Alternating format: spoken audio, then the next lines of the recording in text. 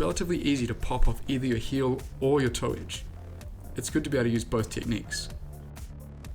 When spinning 360s and beyond, most riders tend to spin frontside off the heel edge. However, there are still many pros who do it from the toes. It all comes down to an individual rider's preference and what they've practiced most.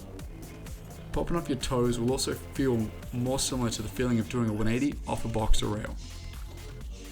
Get the feeling of sliding front ones uphill while carving across the slope on your heel edge. Have your shoulders leading the rotation and your lower body following. You can use your backhand as a guide and point in the direction you'll be riding after completing the 180. You'll end up riding out switch and balancing on your toe edge. Step it up by adding some pop to push yourself into the air. Hop evenly off both feet for controlled balance, or you can also do this with an ollie. Once you have this concept dialed, it's time to find a small jump.